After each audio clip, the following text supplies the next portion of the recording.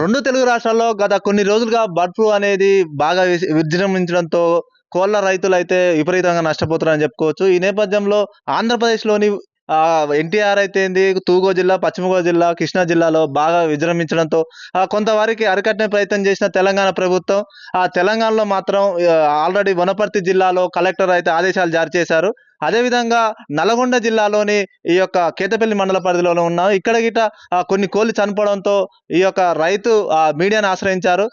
ఎలా చనిపోయినాయి, ఏంది అనేది ఆ రైతుని అడిగి తెలుసుకునే ప్రయత్నం అయితే చేద్దాం. ఒక 2 ఇయర్స్ నుంచి మేము సాగు చేస్తున్నాం. 2 షెడ్లు 16,000 పిల్లలకు వేసినాం. 43 లక్షల వ్యయంతోటి వేసినాం.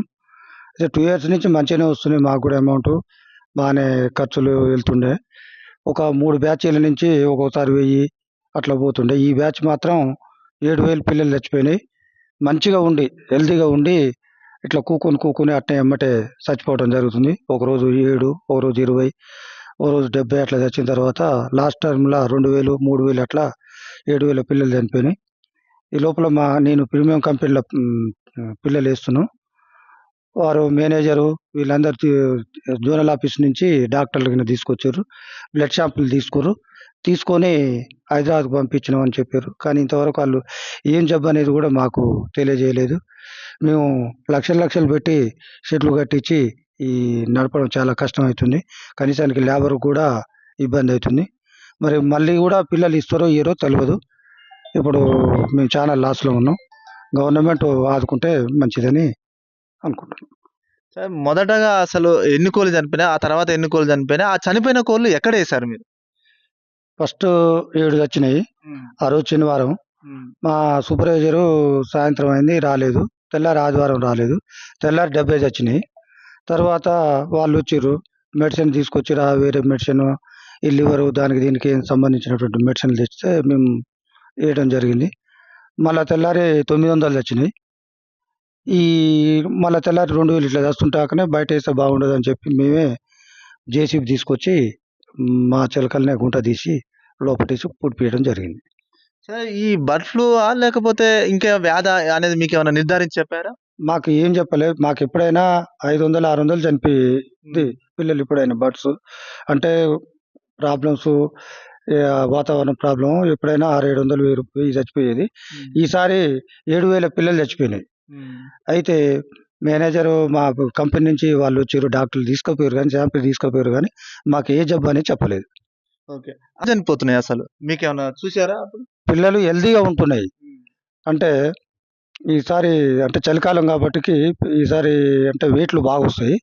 29 రోజులకే కేజీ 600 అట్లా వచ్చినాయి. మంచిగా వచ్చినాయి. అయితే ఏమైందంటే మంచిగా కూకొని అట్లనే మళ్ళీ పడి లేవకుండా అట్లే చచ్చిపోతున్నాయి. మేము ఇట్లా కంపెనీ వాళ్ళకి కూడా ఇట్లనే తెలియజేసినాం.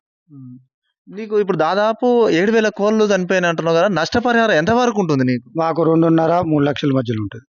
మీకు కంపెనీ వాళ్ళు ఏమైనా ఆదుకునే ప్రయత్నం చేశారా? కంపెనీ వాళ్ళు ఇంతవరకు మేము ఫోన్ చేసినా కూడా లేపట్లేదు. వాళ్ళు ఇంతవరకు మమ్మల్ని పట్టించుకోలేదు.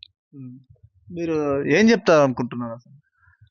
ఇక మాకు గవర్నమెంట్ సహకరించి మా నష్టపరిహారాన్ని ఈ కోళ్ళ ఫామ్ వాళ్ళకు ఇవ్వాలని కోరుకుంటున్నాం. ఇప్పుడు భవిష్యత్తులో మళ్ళా కోళ్ళను పెంచే అవకాశం మీరు చూస్తున్నారా? ఈ నష్టం వస్తుంది కాబట్టి చాలా భయపడుతున్నాం. నడపాలంటే భయం అవుతుంది. రైతు బంటు మహేందర్ చెప్తున్న ప్రకారం గత కొన్ని రోజులుగా మొదటగా 7 కోళ్ళు, తర్వాత 20, తర్వాత 750 డే బై డే వేలకు చనిపోవడం జరిగింది. దాదాపు 7,000 కోళ్ళు చనిపోయాయన్నారు. అదేవిధంగా స్పెషల్గా సంబంధించిన డాక్టర్లు హైదరాబాద్ నుంచి జోనల్ డాక్టర్లు వచ్చినా కానీ ఆ వ్యాధి అనేది ఇంకా నిర్ధారించాలని చెప్పకపోవడంతో భారీ ఎత్తున దాదాపు 3 లక్షల నష్టపరిహారం జరిగిందని చెప్తున్నారు. అదేవిధంగా ఈ యొక్క నష్టపరిహారాన్ని తెలంగాణ ప్రభుత్వం కానీ, అదేవిధంగా కంపెనీ ప్రీమియం కంపెనీ వారు కానీ మాకు ఎటువంటి సహాయ సహకారం అందలేదని న్యూస్ 18 ఛానల్ ద్వారా ఆరోపిస్తున్నారు. ఏదేమైనటికీ ప్రీమియం కంపెనీ కానీ, అదేవిధంగా ప్రభుత్వాలు కానీ ఆదుకుంటేనే భవిష్యత్తులో చికెన్ ప్రియులు కానీ, ఎగ్స్ కానీ ముందడుగు ఉంటుంది. అదేవిధంగా ఎగుమతి చేయగలుగుతామని అంటున్నారు. వ్యాపారం అయితే తీవ్రని లోటు అయితే కోరుకుందనే చెప్పుకోవచ్చు. కెమెరా పర్సన్ రమేష్తో శంకర్, న్యూస్ 18 నల్గొండ జిల్లా ప్రతినిధి.